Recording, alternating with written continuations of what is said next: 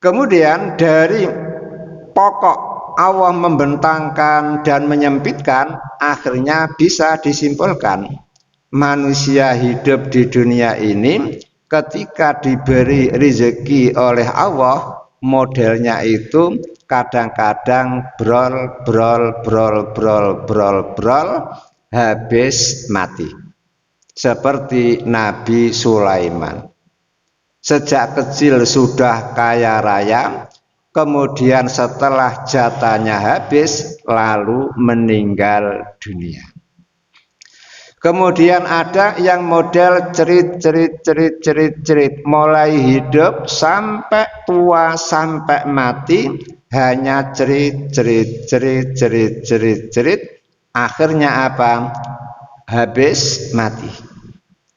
Kemudian ada yang model ketiga, apa itu?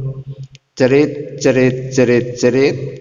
kemudian brol, kemudian cerit, jatahnya habis mati. Siapa, Pak?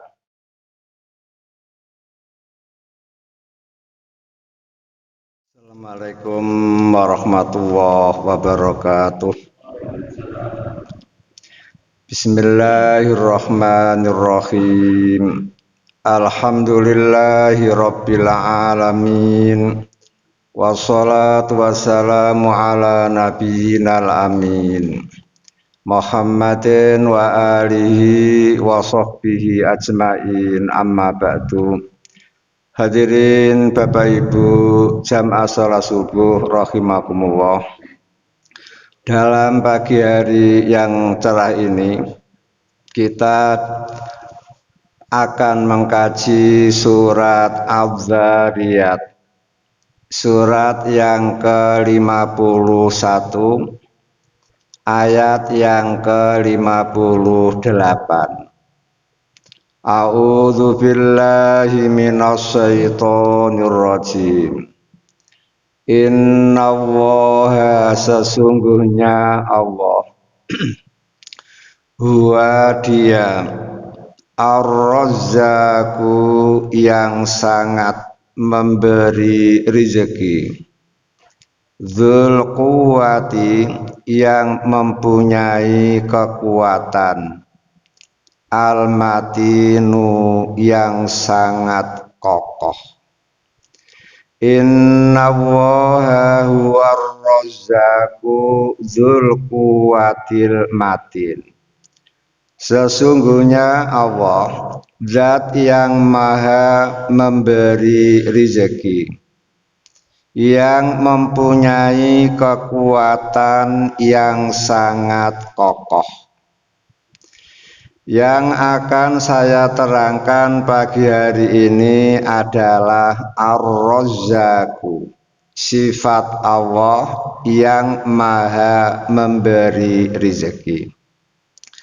Kata-kata Ar-Razzaq di dalam Al-Quran hanya disebut satu kali. Kemudian Ar-Razziq, isim fa'ilnya apa? Kalau Razzaq itu sigat mubalaghah, kalau Razziq isim fa'il. Itu disebut di dalam Al-Quran 6 kali. Sehingga Allah itu betul-betul maha memberi rezeki. Kemudian apa rezeki itu? Ternyata ulama-ulama kita menjelaskan bahwa rezeki itu adalah kullu ma yanfa wa yahtaju ilaihil khalqu. Rezeki adalah segala sesuatu yang bermanfaat dan dibutuhkan oleh semua makhluk. Semua makhluk butuh, mulai dari malaikat, jin, manusia, hewan-hewan, semuanya memperoleh bagian-bagian rezeki dari Allah Ta'ala. Dan ternyata Allah sendiri itu khairur razikin, sebaik-baik pemberi rezeki. Hal ini tercantum dalam surat Al-Jum'ah, surat yang ke-62 ayat 11. Allah Ta'ala mengatakan wallahu, dan Allah khairur raziqina, sebaik-baik pemberi rezeki. Lah karena Allah itu sebaik-baik pemberi rezeki, maka terbukti dalam surat Hud surat yang ke-11 ayat yang ke-6. Wa ma min dabbatin, dan tidaklah makhluk yang berjalan, yang bergerak fil ardi, di muka bumi, illa Allah, kecuali atas Allah rizquha, rezekinya. Ini bukti kalau Allah itu khairur razikin, pemberi rezeki yang paling bagus, sehingga semua makhluk yang ada di jagat raya ini rezekinya sudah dijamin oleh Allah, sudah ditanggung oleh Allah. Sebagai kenyataan, Pak, kebutuhan primer manusia yang paling primer itu kan 3. Pertama, oksigen. Tanpa oksigen manusia akan meninggal dunia. Lah karena Allah tahu bahwa kebutuhan primer manusia yang paling primer adalah oksigen, maka Allah menyediakan oksigen itu tidak pernah habis, tidak pernah telat, tidak pernah datang terlambat, sehingga stoknya itu menumpuk. Siang bisa memperoleh oksigen, malam juga bisa memperoleh oksigen. Walaupun Allah menggunakan teori oksigen timbul dari matahari, ketika siang hari matahari memancarkan oksigen sehingga kita bisa langsung menghirupnya. Di malam hari matahari tidak ada, ternyata Allah Ar-Razzaq, tetap memberi rezeki. Dengan cara apa? Oksigen yang dipancarkan oleh matahari di siang hari itu disimpan oleh Allah di pepohonan. Lah di malam hari pepohonan itu mengeluarkan oksigen. Ternyata kita yang menikmati.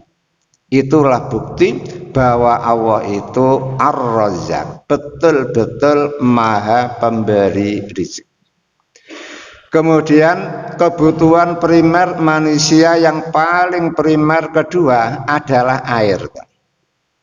Ternyata Allah pun menyediakan air, dan stoknya tidak pernah habis.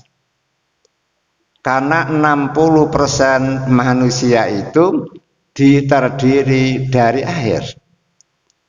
Kalau tidak ada air, tanpa air hanya beberapa hari manusia bisa meninggal. Makanya Allah menyediakan air itu stoknya tidak pernah habis. Kemudian kebutuhan primer manusia yang paling primer nomor 3 adalah makanan. Dan ternyata Allah menyediakan makanan itu pun stoknya tidak pernah habis. Coba orang Surabaya, penduduknya berapa juta itu? Tiap hari menyembelih ayam, tiap hari menyembelih ayam. Taruhlah tiap hari ayam yang disembelih 2 juta. Namun mengapa ayam kok tidak habis-habis? Sementara harimau, kita tidak pernah nyate harimau, kita pun tidak pernah golek harimau. Ternyata harimau mengalami kepunahan. sehingga menjadi hewan yang dilindungi oleh negara. Kemudian burung cendrawasih, kita tidak pernah menyembelih dia, tidak pernah memakan dia, namun mengapa kok akan mengalami kepunahan?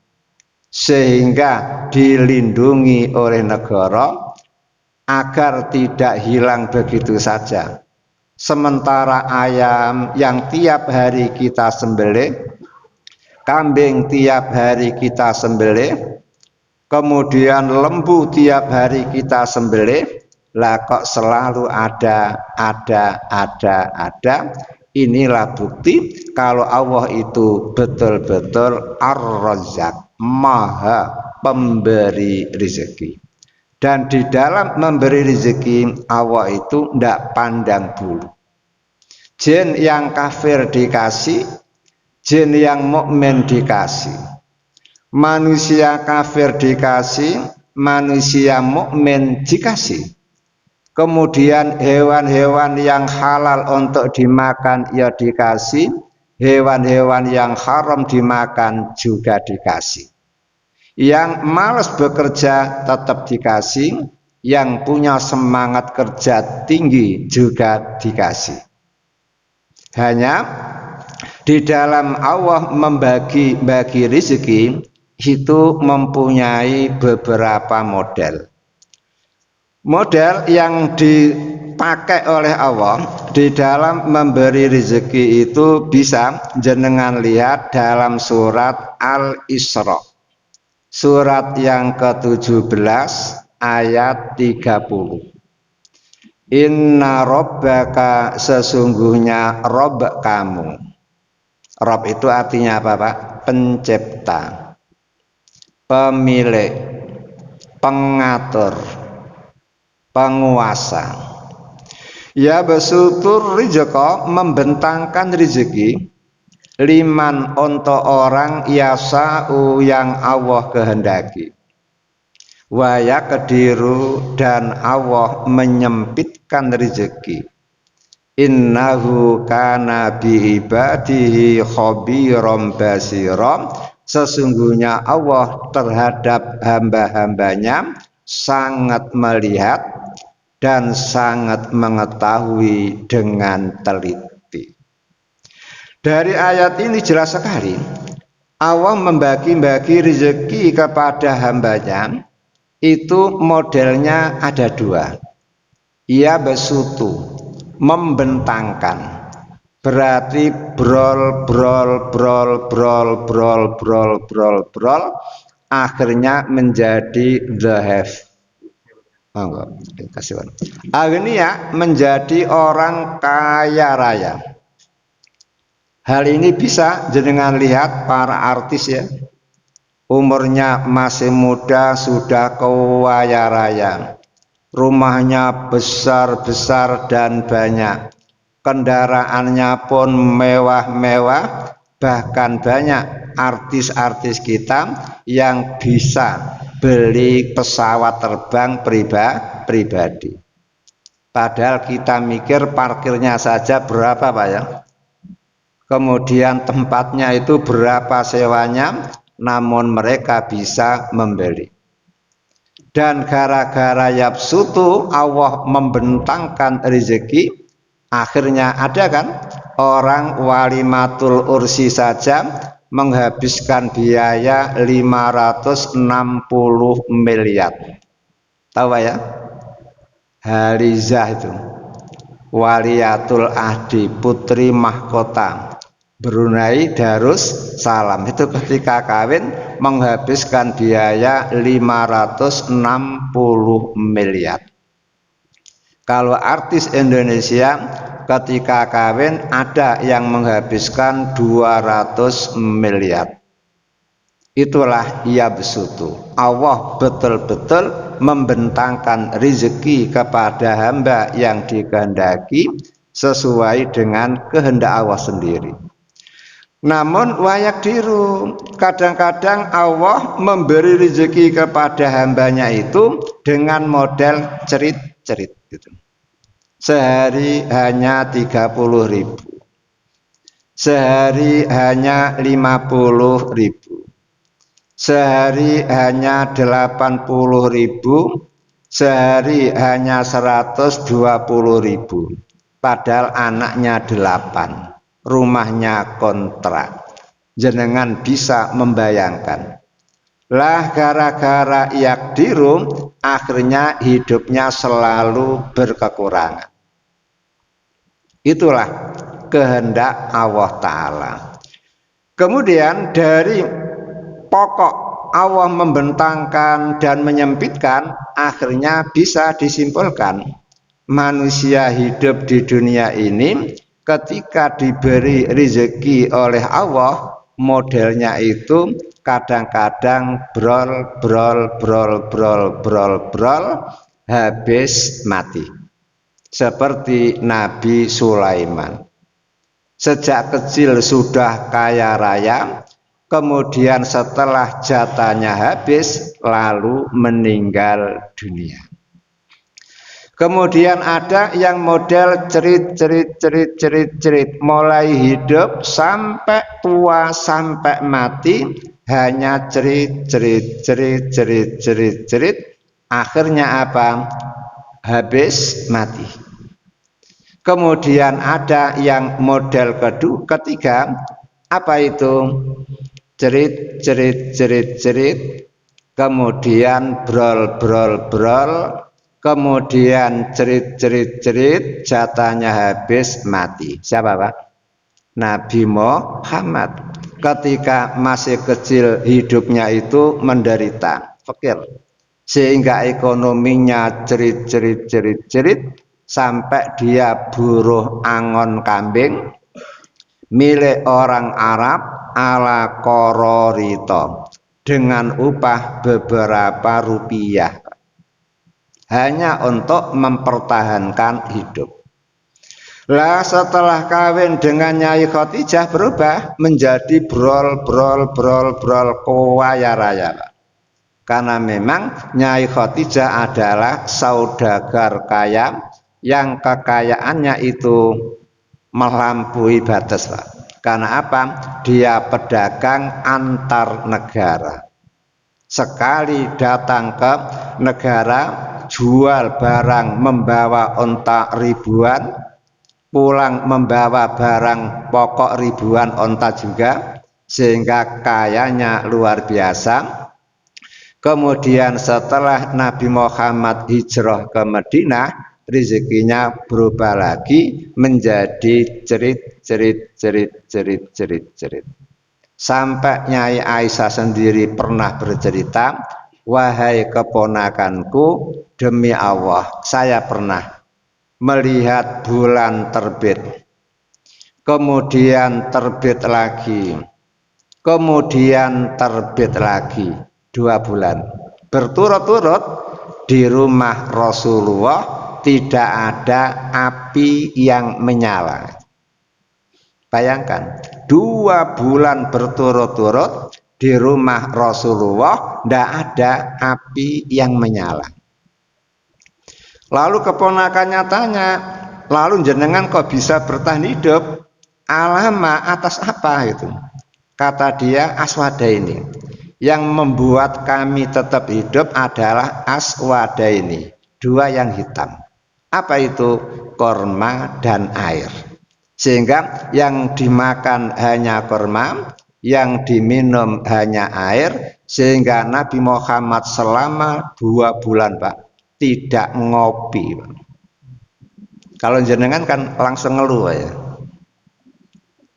Tidak ada api yang menyala. Kemudian ada pula yang brol langsung cerit. Brol cerit, brol habis wafat. Siapa, Pak? Nabi Ayub. Nabi Ayub itu masya Allah kaya bangkrut, jatahnya habis, lalu meninggal dunia. Kemudian kira-kira panjenengan milih yang mana, Pak? Yang cerit apa yang brol? Nggak takut itu Pak. Saya punya teman itu, dia ngomong sama saya, Pak Ali, saya ini sedih. Kenapa? Dalam minggu ini rezeki saya Masya Allah melimpah. Karena dia maklar tanah Pak. Setelah berhasil mencarikan tanah untuk Chinese itu, dapat hadiah luar biasa banyaknya. Saya katakan loh, malah seneng kan rezeki banyak. Saya khawatir, jangan-jangan jatah saya habis, lalu saya mati. Berarti janda istri saya, yatim anak saya. Ada begitu. Berarti jenengan seneng mana? Cerit-cerit. Awet, urip. Namun semua ada resiko, Pak. Kalau ada anak muda, masih muda sudah kaya raya, Pak. Insya Allah dia paling untung, bisa mencari istri secantik apapun, Pak. Karena kaya itu.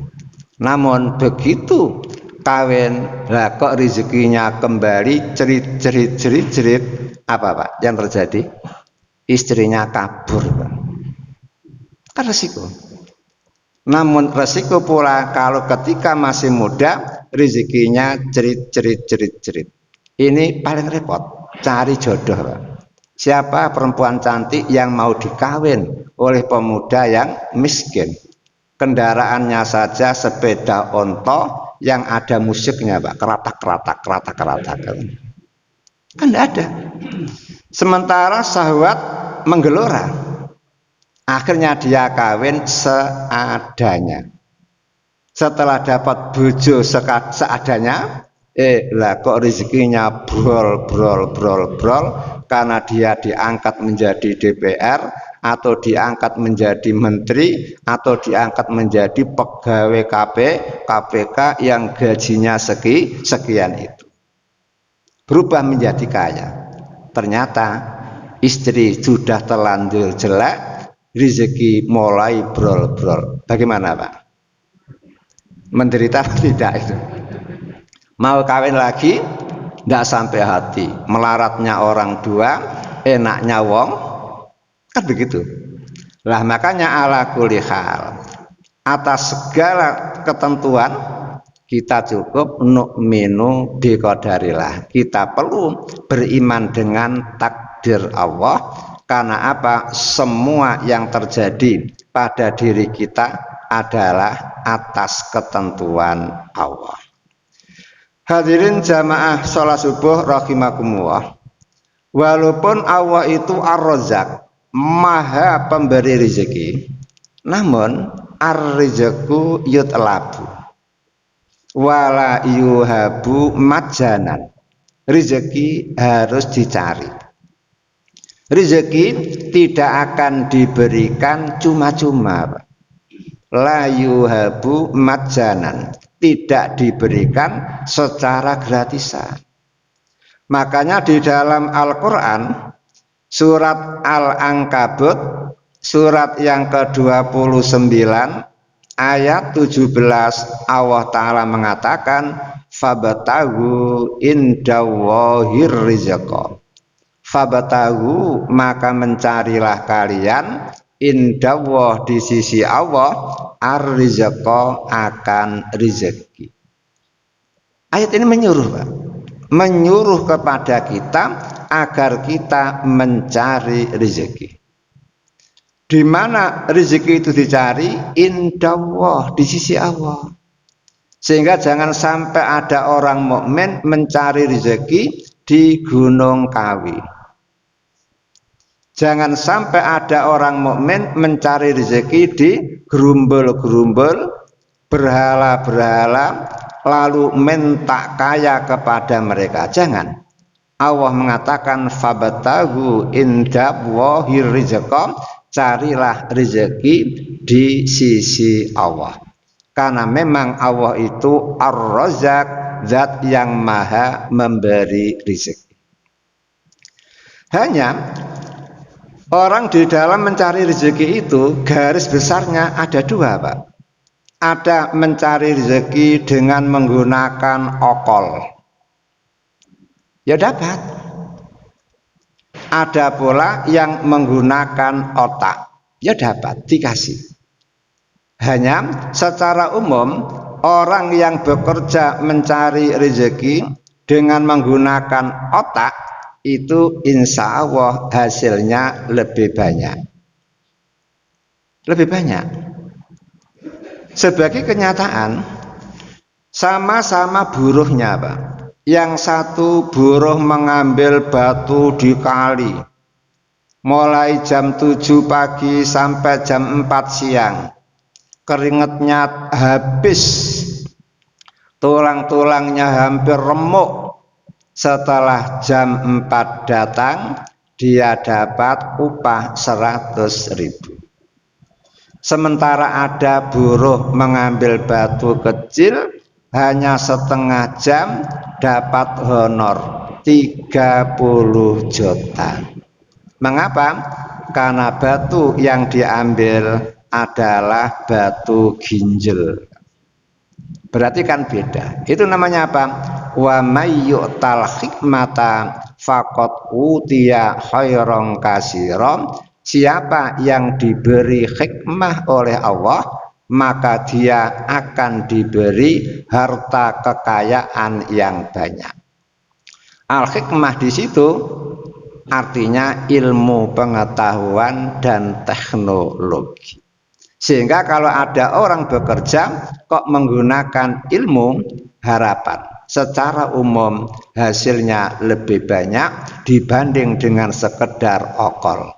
Kecuali pemain sepak bola, kecuali petinju ya, itu menggunakan okol, namun hasilnya luar biasa.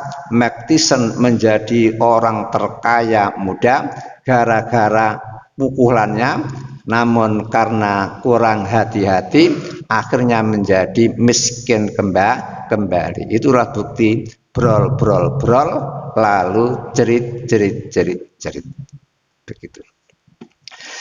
Kemudian orang kalau mencari rezeki, Pak, kalau hanya mengandalkan usaha, ini bahaya, Pak. Bahaya. Mengapa bahaya? Kalau ada hasilnya, Pak, menjadi orang berhasil, dia akan punya rasa sombong. Rasa sombong. Seperti siapa? Korun yang disebut oleh Al-Quran berkali-kali, Pak. Dalam surat Al-Qasas, surat yang ke-28, ayat 81.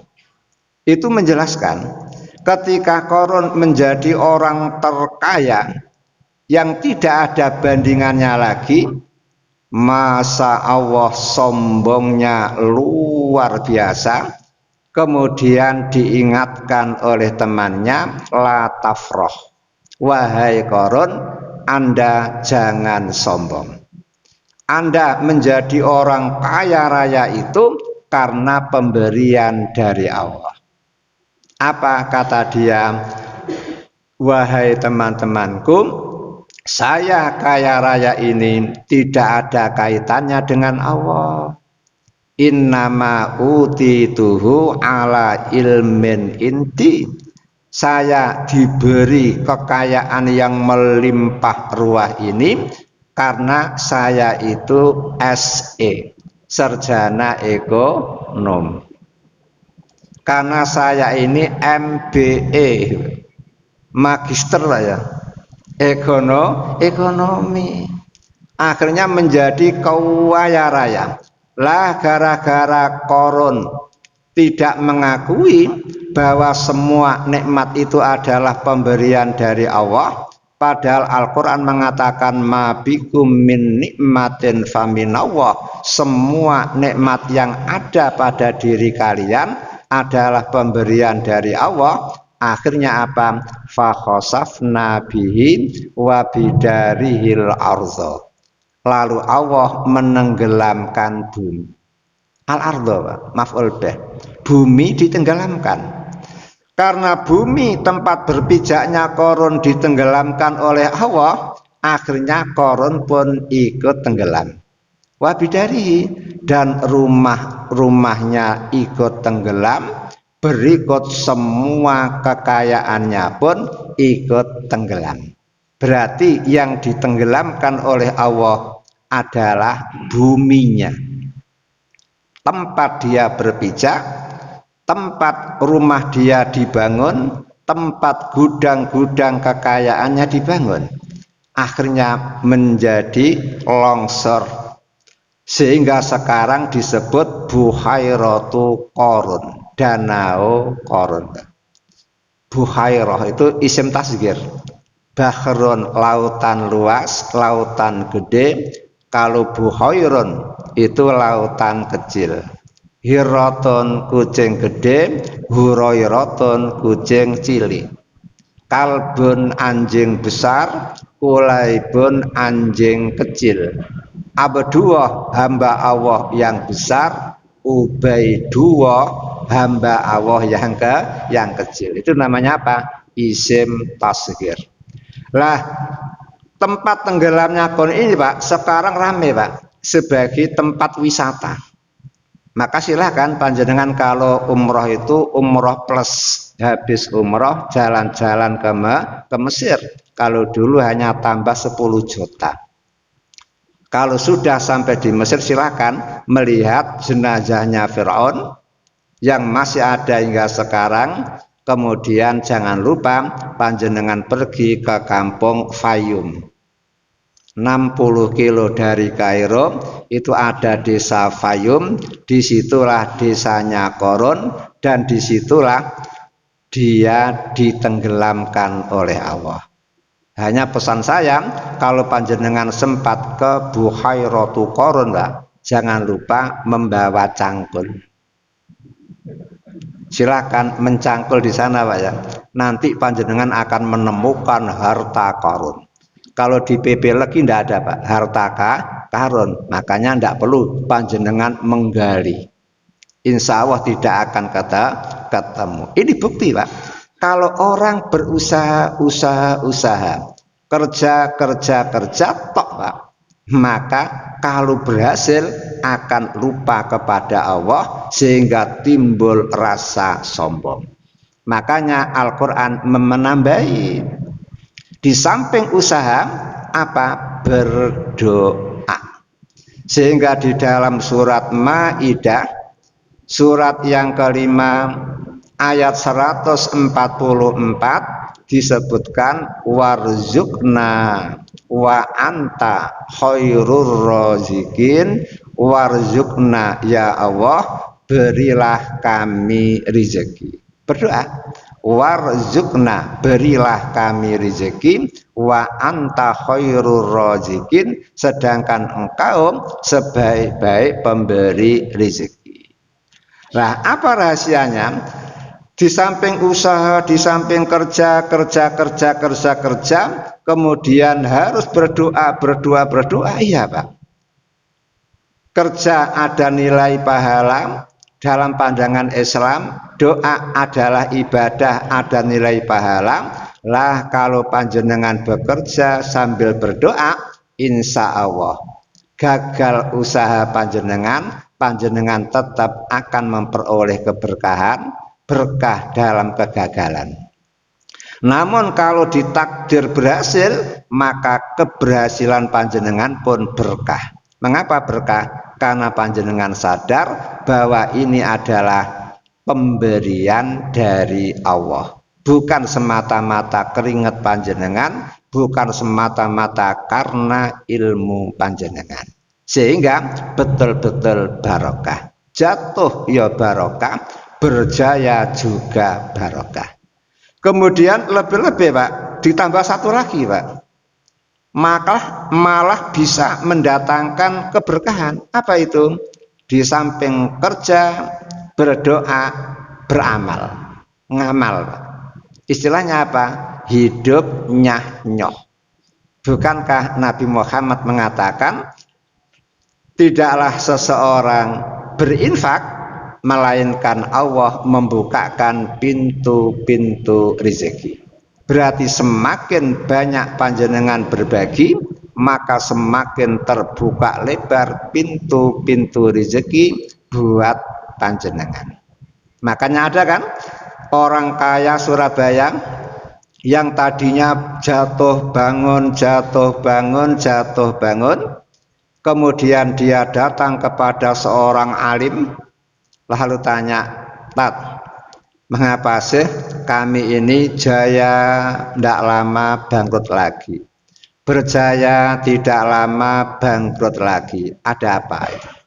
Lah kok ustadznya ngomong, dah supaya tidak bangkrut panjenengan harus taat membayar zakat. Kata dia, loh biasa Pak, saya sudah zakat Pak, tiap Ramadan mesti zakat itu.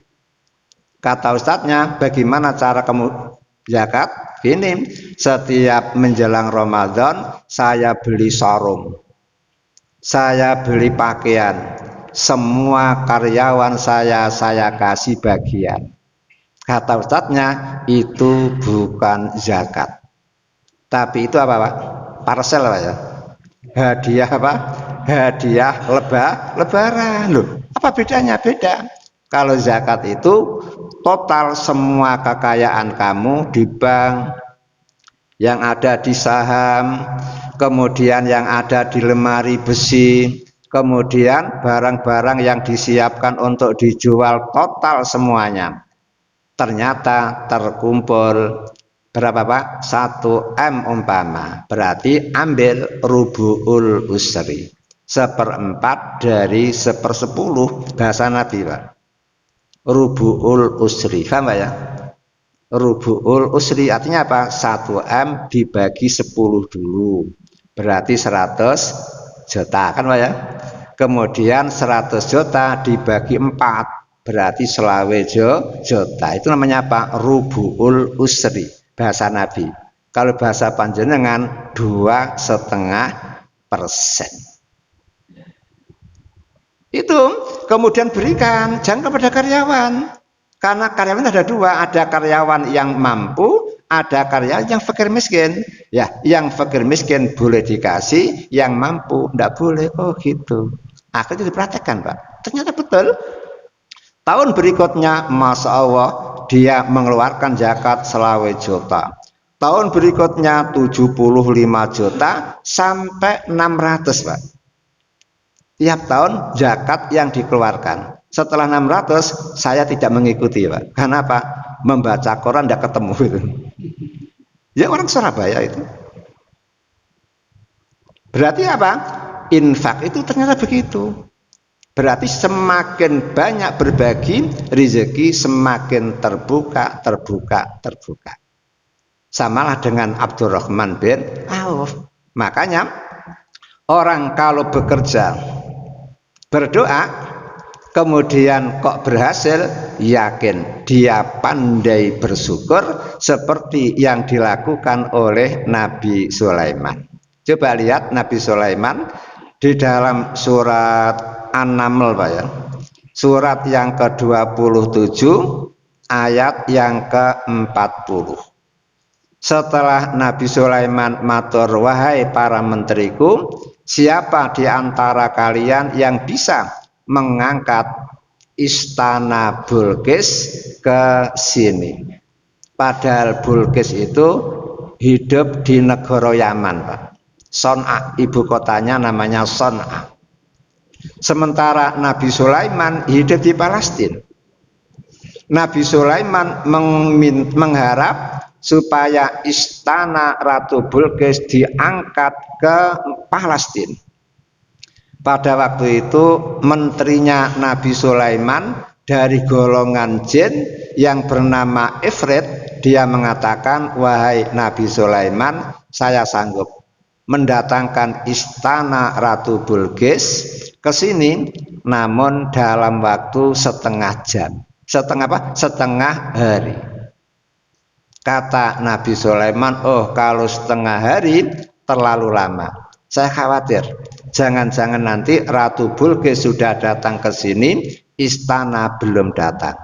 Akhirnya ada menteri yang bernama Asif, dia ngomong, Nabi, saya siap mendatangkan istana Ratu Bilqis sekejap mata.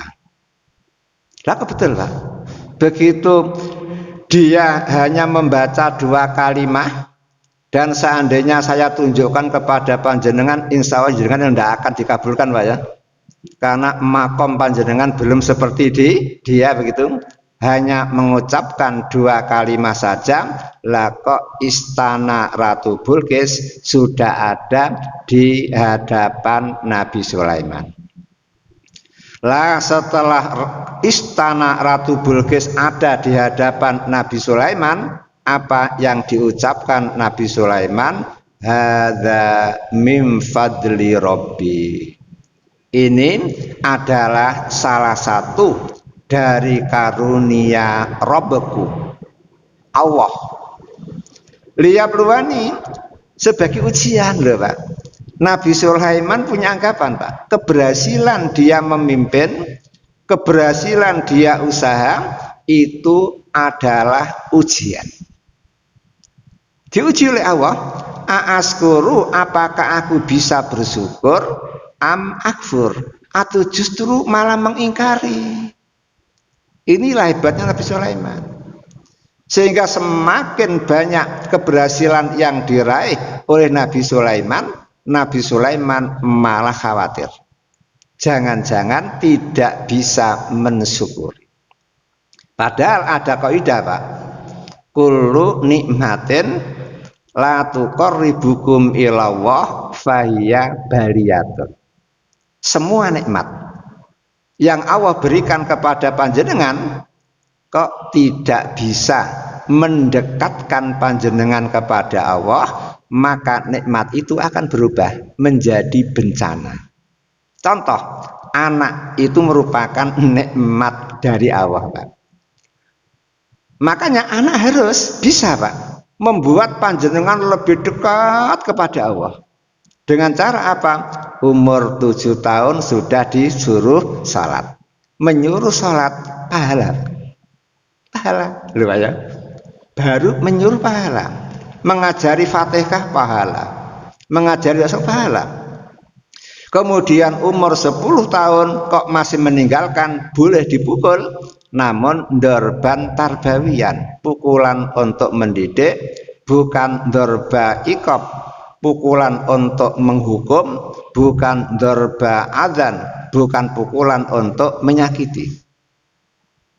Begitu Pak. Itu pahala. Berarti apa?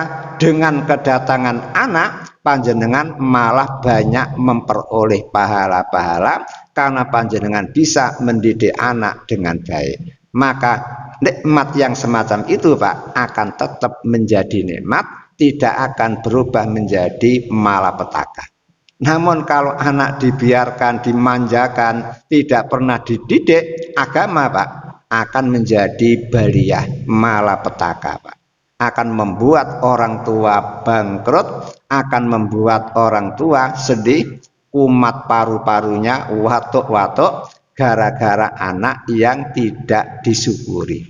Makanya Nabi Sulaiman terkenal Pak dengan syakirun, pahlawan syukur. Itu adalah Nabi Sulaiman. Setelah panjenengan tahu bahwa Allah ketika membagi-bagi rezeki itu Pak, kadang-kadang brol-brol, kadang-kadang cerit-cerit, sehingga ada yang kaya raya, ada yang fakir miskin. Kadang-kadang di benak panjenengan timbul pertanyaan, limadza yakhtalif. Kenapa sih kok beda? Kok tidak sama rata, sama rasa? Sehingga semua orang kaya begitu. Limadza Pak, kenapa itu? Ulama-ulama kita menyimpulkan Pak, mengapa sih Allah di dalam membagi-bagi rezeki itu kok berbeda-beda? Sehingga ada yang terlalu kaya, ada terlalu miskin, ada yang sedang lagi begitu. Jawabannya Pak, ada beberapa jawaban. Pertama, agar manusia sadar bahwa besok di akhirat manusia pun bertingkat-tingkat. Jadi agar manusia sadar besok di akhirat manusia pun berkelas-kelas, bertingkat-tingkat. Ada kelas paling membahagiakan, berarti dia masuk ke dalam surga. Ada yang masuk kelas penderitaan, berarti dia masuk ke dalam neraka. Di dalam surga saja berkelas, Pak.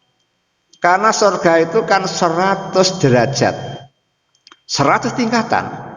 Ada yang paling tinggi, siapa itu? Kelasnya para nabi, kelasnya para rasul, kelasnya husnul khuluq, orang yang bagus akhlaknya. Kemudian ada yang berada di kelas tengah, ada yang berada di kelas bawah. Jenengan pilih yang mana itu? Apa yang penting masuk surga begitu Pak ya? Jangan Pak. Bagaimana kalau di lantai paling bawah itu Pak, snacknya apa? Bote, apa? Tiwul gitu. Sementara yang bagian atas Kentucky, capjai, kan menderita panjenengan. Makanya di dalam urusan akhirat Pak, urusan surga, fabidzalika falyatanafasil mutanafisun, harus berlomba Pak. Coba lihat panjenengan ayat-ayat Al-Qur'an yang berkaitan dengan akhirat Pak. Mesti ya Pak, wasari'u, bercepat-cepatlah ila magfiratin mir rabbikum wa jannah. Kemudian sabiqu, berlomba-lombalah ila magfiratin mir rabbikum wa jannah. Kemudian idza nudiya lis-sholati mi yaumil jumu'ati apa Pak? Fas'au, berjalan cepatlah. Berarti untuk urusan akhirat panjenengan harus jalan cepat, tidak boleh santai. Namun untuk urusan dunia Pak, famsu fi manakibiha wa kulu birizki, melaku biasa. Mengapa melaku biasa? Karena rezeki panjenengan sudah ditulis oleh Allah Pak. Ketika panjenengan ada di dalam rahim ibu panjenengan, sehingga tanpa lari pun tetap dikasih. Tanpa lari pun kalau tulisannya kaya raya, ya tetap kaya raya. Itulah rezeki dunia. Untuk urusan akhirat harus berlomba. Begitu pula Pak, yang ada di neraka ya berkelas.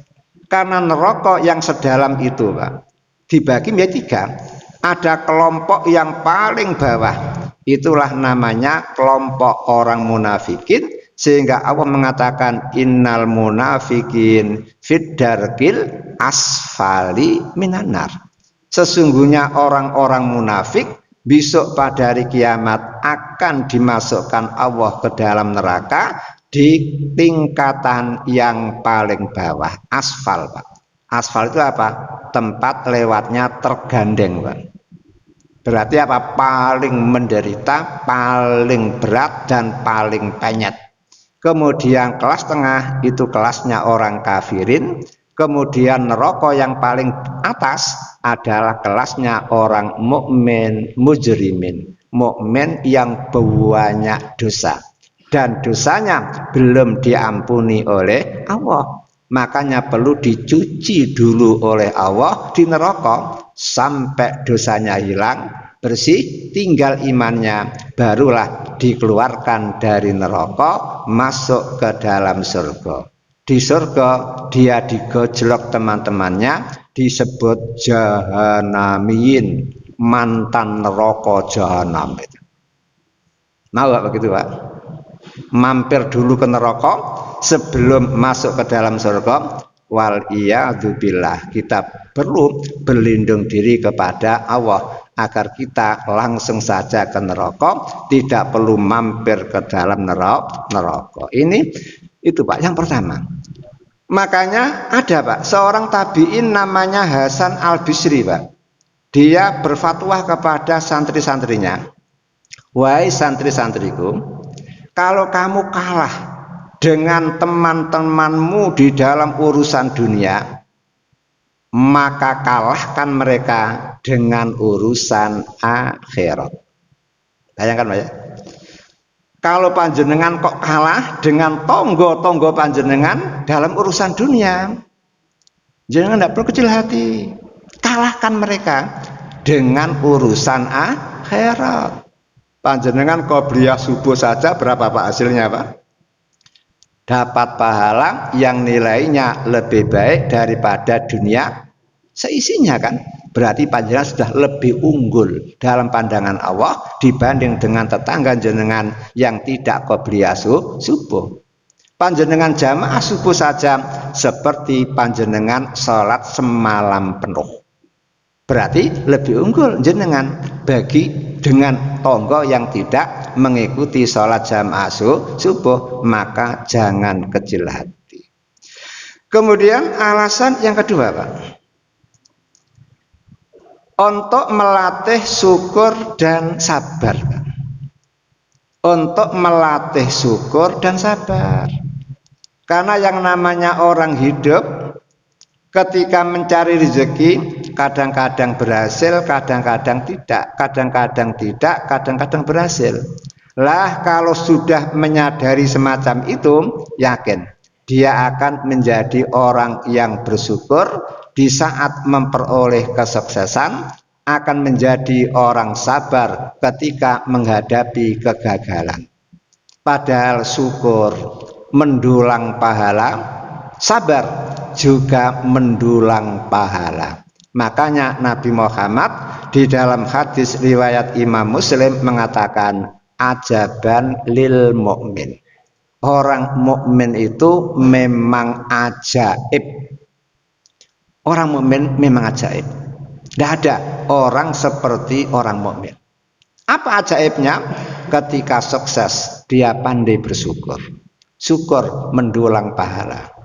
Ketika dia gagal, dia pun sabar.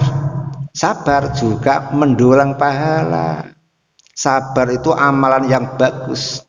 Syukur juga amalan yang bagus. Kemudian yang ketiga Pak, mengapa beda antara satu orang dengan yang lain? Jawabannya agar manusia saling membutuhkan. Agar manusia saling membutuhkan. Sehingga hidup menjadi nyaman, hidup menjadi enak. Coba umpama semua manusia sugih Pak. Kira-kira hidup panjenengan semakin enak apa semakin menderita Pak? Menderita loh Pak. Coba WC panjenengan penuh. Siapa? Tukang atau kuli yang mau membongkarkan Pak. Toh mereka sudah kaya semuanya. Akhirnya panjenengan kaya harus bongkar sendiri, harus nguras sendiri. Lebih berat lagi apa? Genteng panjenengan melorot. Padahal musim hujan. Siapa yang mau jenengan suruh untuk naik?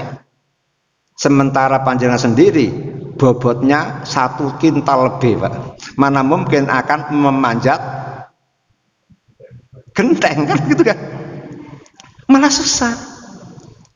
Maka untuk menyempurnakan kenikmatan yang Allah berikan kepada kita, maka Allah bijaksana.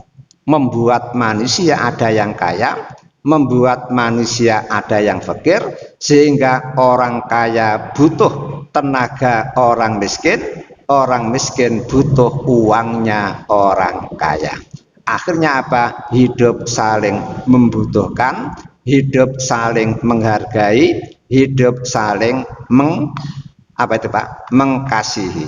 Hal itu bisa jenengan lihat di dalam surat Az-Zukhruf, surat yang ke-43 ayat 32.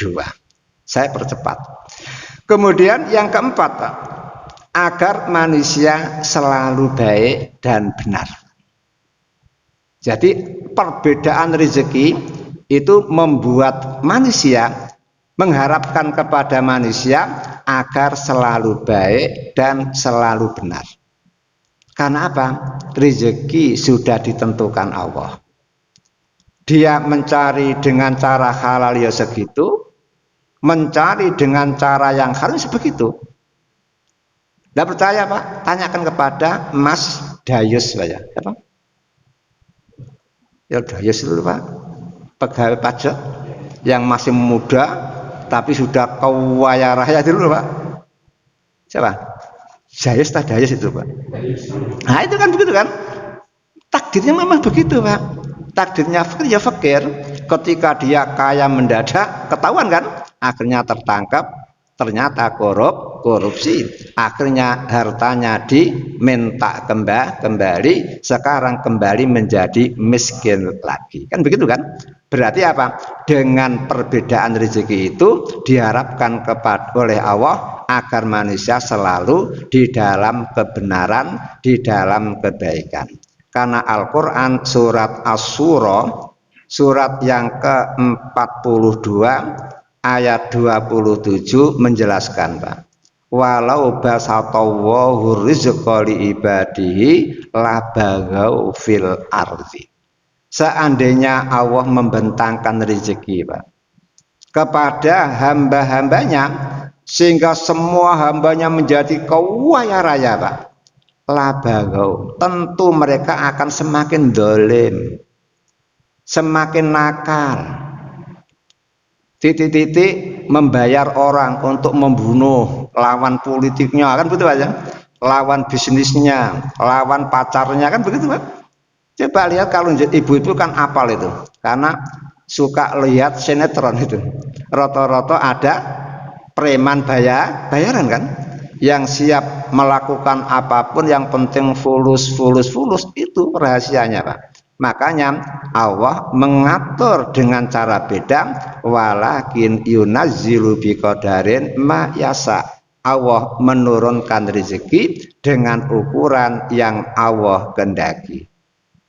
Memang ada orang yang pantas dikasih rezeki banyak oleh Allah, kemudian ada yang pantas diberi rezeki sedikit oleh Allah. Namun ingat, ketentuan Allah itulah yang adil, itulah yang baik.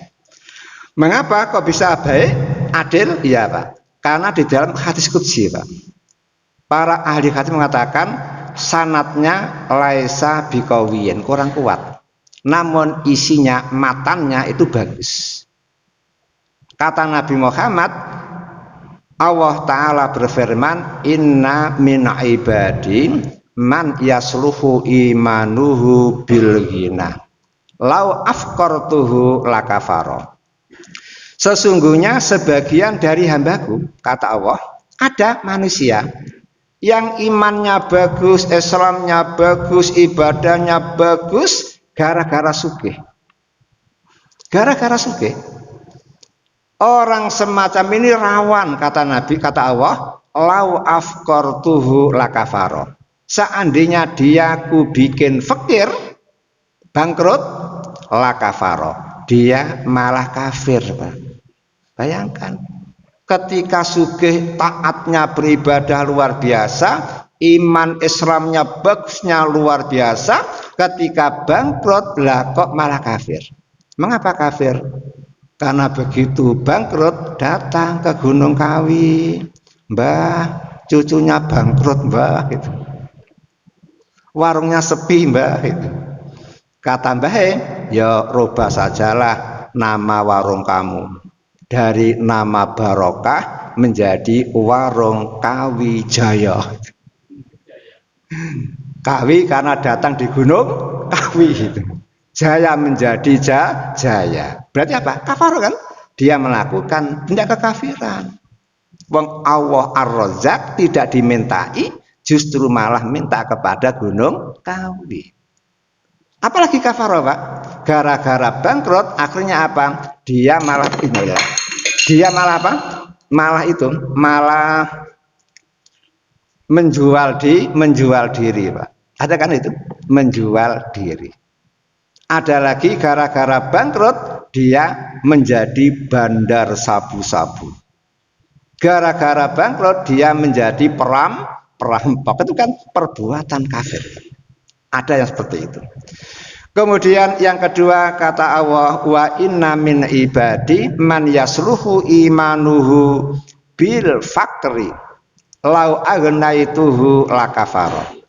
Sesungguhnya sebagian dari hambaku ada manusia yang imannya bagus, Islamnya bagus, ibadahnya bagus gara-gara fakir, Pak.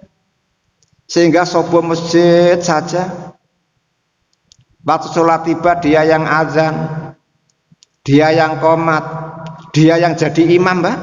Wis diborong semuanya loh, Pak. Lau agnaituhu lakafaro, orang semacam itu pun gawat. Apa gawatnya?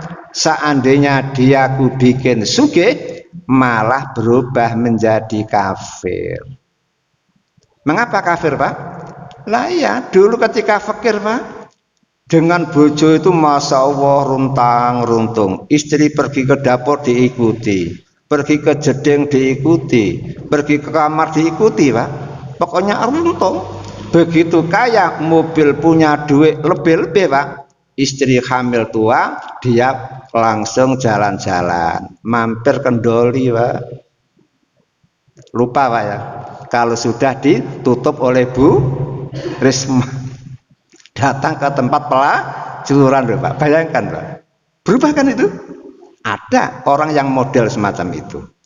Kemudian ada pula kata Allah, wa inna min ibadi man yasluhu imanuhu bisihah lau askom tuhu lakafaro. Ada manusia imannya bagus, Islamnya bagus, ibadahnya bagus gara-gara sehat.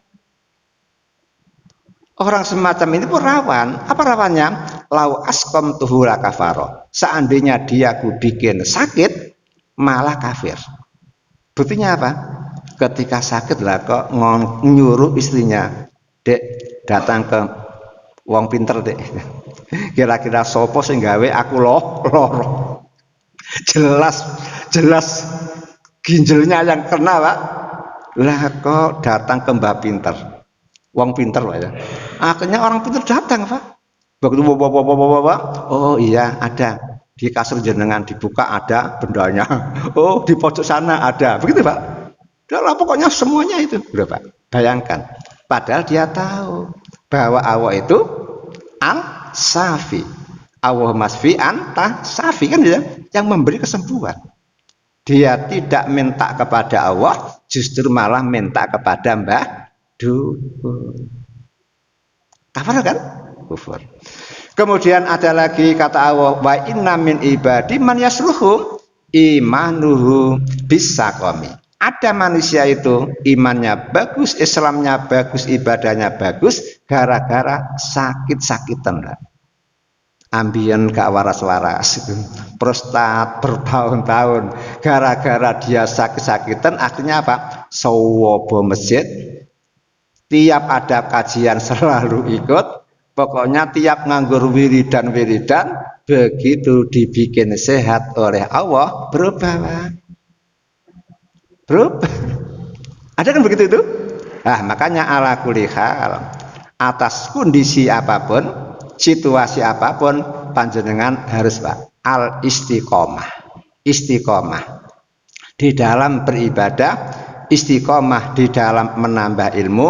Insya Allah dengan istiqomah itu, pergantian keadaan seperti apapun, Allah akan menolong panjenengan sehingga jadi orang kaya tetap bagus, bangkrut ya tetap bagus, sehat ya berbarokah dengan sehatnya, sakit juga barokah dengan sakitnya. Itulah yang harus kita lakukan. Hadirin yang berbahagia, sekian, kurang lebihnya mohon maaf. Mari kita akhiri dengan doa kafaratul majelis. Subhanakallahumma wa bihamdika asyhadu an la ilaha illa anta astaghfiruka wa atubu ilaik walhamdulillahi rabbil alamin wal afu minkum. Assalamualaikum warahmatullahi wabarakatuh.